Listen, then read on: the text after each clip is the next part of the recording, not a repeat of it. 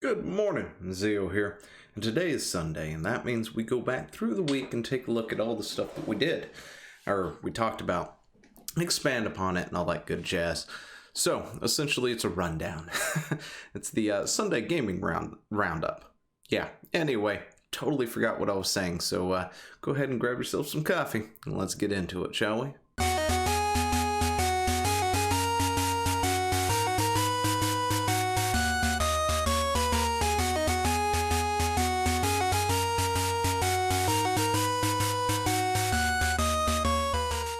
As you can see, I've done some changing of the way things look. Still a work in progress. Uh, but yeah, can say thanks to the Krillcast because it was Chris who showed me how it was that they set up their thing, which allowed me to suddenly figure out how to do stuff like this. So it is a work in progress. I'm not really sure how I like it yet, but we're gonna figure it out. We'll modify it as time goes on and see what works. But yeah, if you missed it last night, late last night, we did an impromptu stream. It was me, Nathan Sifu Gaming, D-Pad Chad, and Thomas. The stream is up if you want to go check it out, where we were talking Breath of the Wild among other things, and just chit-chatting and having a good time, bringing in the I was going to say New Year, but it was the 4th of July. It wasn't a new year yet, so we were having a good time. So you should go check that out if you hadn't already, or if you weren't there when we were doing it, because we did have a few people inside and chit-chatting and talking, so it was a fun time. Their links, of course, will be in the description over there. But this week is we had quite a few things to talk about. It was an interesting week. Several things happened. We did some fun little videos about thoughts, among other stuff. But Monday, we went ahead and we touched on this, where Blizzard had been apparently blacklisting a player, or blacklisted a player, because essentially his wife was very critical of how Blizzard handled things. She was caught up in the 800 redundant jobs that they decided to cancel, essentially, and kick out the door, and then a few weeks later start hiring back for those same positions. And I would be pretty cross with them myself if I was her, if I had just gotten fired because my job was technically redundant and not necessary, and then they started hiring people back, or hiring new people to fill said position. That really does feel like it's a classic case of, you make too much money, if we get rid of you, we can bring somebody else in at a lower rate to do your job, kind of situation. So we did talk about that, and eventually they did come out and it's like, oh no, that wasn't the case. But with Blizzard's track record recently, yeah, we kind of see through the BS, Blizzard, just saying. Activision has not been good to you in what they've been teaching you how to handle things. So, I'm okay with cutting and trimming the fat when you do have, redundant positions and stuff, but when you do it like the way they did it, that doesn't really scream like it was a redundant position when you suddenly need to hire people back or hire new people to cover said position. And to sit there and blacklist somebody because they've been critical of you, that really does feel like it's a Blizzard thing now. It used to actually mean something to work for Blizzard or work with Blizzard. You would hear things like, Blizzard just had a way of doing things that was more, consumer friendly, things like that. But then again, we're talking about a company that used to be, essentially ran by people who enjoyed gaming. But ever since Activision, of course, has gotten in there and they've been corporatized, essentially, at this point, Blizzard has strayed from the path, in my opinion. But yeah, that's the thing that happened. Now, the player does get to come back. Savage Z. Gosh, I can't even remember how to say it now. Anyway, he is now allowed to come back. They did give us a half-assed excuse saying, oh, well, technically he didn't sign the gosh, what is it called? Anyway, he signed paperwork and stuff saying he wouldn't disclose anything, right? And all this other stuff, which was a total BS thing. I mean, he came out and said it himself that he has signed countless things already and all this other stuff, and there was never anything presented to him to sign during that particular invitational, and they just essentially just left him out in the cold for it. But then Tuesday we talked about this, because why not? This was a lot of fun. We decided to go hunting for Twitter thoughts, or Twitch thoughts. Sorry, not Twitter thoughts. But there's a guy suing Twitch because yeah, he's having problems. We'll say that. Apparently he can't control himself, and he doesn't know what Cornhub is. So, since he can't figure that out, he apparently takes to Twitch to gratify himself. And he is now suing Twitch for around 25 million as a result, because it's apparently fed into his addiction, and he wants all sorts of people banned from streaming, like Alinity and Pokimane and all those other people. There was a list somewhere. I mean, I've only heard of like 3 or 4 of these people ever before. Like I know the name Amareth, but I'm not really sure who that is. And Alinity, who in the world can't figure out who Alinity is at this point? If you were around for tossing cats, well, you know who she is. And Pokimane has been, causing a stir quite recently too with It's a Gundam, I think. So, that name I know, but other than that, the rest of these people, I have no idea who they are. But they're the cause of his issues, because he can't handle something like this. But yeah, so that was a fun little thing we dived into. But then we, of course, went from that to another, because apparently I forgot what order I was releasing videos last week, so I'm not even sure when that one was supposed to drop.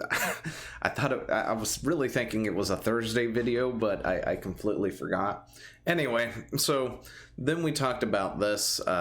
Essentially, the people over at CD Projekt Red with Cyberpunk 2077 added a joke. I know, it's a word joke. And people got very, very upset over it, because, my translations were wrong and all this other stuff, but it was just a joke. Anyway, so we got Philip Weber all over the place trying to explain said joke to the angry masses on Twitter. And of course, it is Twitter, which is, to be expected. That is where, if it's not there, it's on Reset Error, where they're complaining about it. And I'm sure that Philip here has been labeled some kind of istrophobe at this point over on Reset Error, among other little locations. I wouldn't doubt it just over this joke, because that's how they work. It's just how they work. But yeah, he had to go around and explain to people that, yeah, we do have an actual translation team. We have a good translation team, and this was just a joke, that we left in. And with any luck, it will stay in, and they're not going to change it or anything else like that. But it doesn't seem like they're going to, take it out. Those who got the joke, yay. Some of us found it interesting, funny, all this other stuff. Other people, well, they took to Twitter to complain, like always. Anyway, after that, we did talk a little bit about the corruption in IGN, and we went through the tweets of a couple of staffers and former staffers, where they essentially told their stories of the corruption of certain people at IGN. How they forced people into putting their name to stories they didn't want to put their names to, just so they could escape any backlash and stuff when they run unsubstantiated rumors and other things, because they couldn't be bothered to actually find out what the truth is, because, who cares what journalism is supposed to be? Just whatever gets the clicks and stuff. So we did go through all that. But yeah, that's just another reason why we have to hold game journalists and other journalists, you know, to a higher standard when it comes to actually reporting on things. You can't believe everything that you read, because they did get a lot of inaccuracies and things that were just straight up wrong, and put other people's names to it and had them run with the story. And then when there is backlash or something like that, they get the blame for it, essentially. And it's like, well, if you had run with this story and actually tracked all this stuff down, there wouldn't be any issues. And it's like, no, you made them do that. You know, you didn't give them the choice. They didn't want to run it. You forced them to run it. So we did talk quite a bit on that. And then we went over to the UK, across the pond, to the BBC News, where the Lords of the House of Lords is calling for an immediate regulations on loot boxes, specifically gambling regulations to loot boxes. So we talked about that. And, you know, some of the things, a lot of it I do agree with, but a few things, there was some wording in there that I was like, it's not exactly true. Let's see, what was it? It was something about how anything that is paid for should be considered under this kind of deal, if I remember correctly. But anyway, that's essentially the part that I disagreed with on this, because there are things that you can pay for, you know, digital goods that aren't what I would call gambling or loot box-esque. So, you know, if there's a skin on sale. And then we talked about how I honestly, personally feel that, you know, there should be a change in how the monetization is done via some of the things. Like, for instance, you have an in-game currency, and we'll just call it gems for right now. And you can use gems to buy skins, okay? That is going to be the premium currency or whatever. In order to get gems, you can get them through gameplay, achievements, or you can pay real money for it. So if 100 gems equal $1 in real US money, or maybe, you know, a pound or whatever your money is, you know, if that's what it equals out to. And you know, I really hate the fact that they will be like, okay, so here's something that's on sale, right? Or something that's new, and it's, say, for like 21,000 gems, right? Or 2,100 gems, 2,100 gems, okay?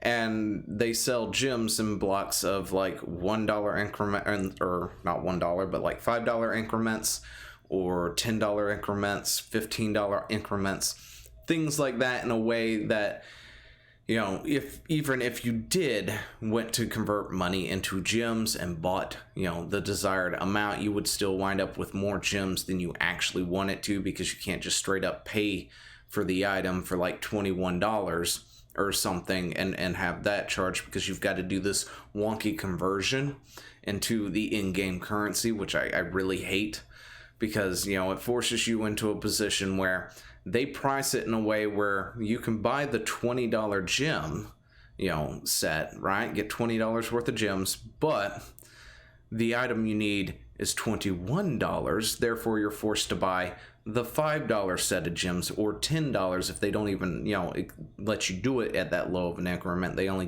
let you do it in tens or something, you know, to where you're having to buy a buttload more gems and put a lot more money into it that you didn't want to, just so you could get the one thing that you did want, and then you're left over with $4 or $9 worth of gems that you may spend later down the road, but not right this second. And then, of course, you know, 3 months from now, when you do finally spend it, maybe you can actually finagle it in a way to where you don't overspend at that point.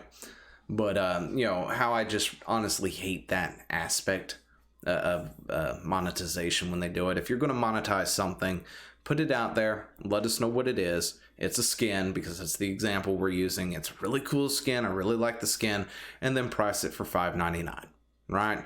Or $10.99, or whatever you want to price it for, and charge that to me, instead of me having to convert it into a special currency and then use that special currency and have more of that currency, or pay for more of that currency than I really, really want to, or just miss out altogether. And of course, don't stick it in a loot box. That's what I would like to see. I have a love and hate relationship when it comes to microtransactions, and on one hand, I really hate microtransactions, but at the same time, if it's put in that kind of setting, I'm more likely to be okay with it because I'm not forced to if I don't want to. But if I really, really, really want that item, I can go ahead and drop the $10 or whatever for it, or $5 or $2 or 20 or whatever it is. Heck, I think back in the day, some of the brand new premium skins for League of Legends was around $20 almost when you convert into Riot points or whatever it was and pay for it that way. Or maybe they were 10, I don't know. But if it would just have an actual price to it, charges my card the exact amount, so I don't have to overpay, I feel a lot better doing it that way. Plus, I'm more likely to come back and do it again, to be totally honest. But of course, there's also other lines you have to walk because, you don't want to get nickeled and dimed for everything. Anyway, so we talked about that. And that was Friday. And Saturday, we went over our Saturday upcoming game list. And there's several games coming out, of course. You got some puzzle games. You've got some remakes coming out that are actually coming out for whatever system it is that they're coming out for now, because I can't remember off the top of my head. But I think there was also a horror game and a Castlevania style game that looked really, really interesting. And this one actually does look kind of cool. But anyway, and yeah, so we did that on Sunday, and then of course last night, which was Saturday too. Late last night we did that live stream, so go check that out. Anyway, that's it for this week, and I guess that's all I've got, so I will see you later.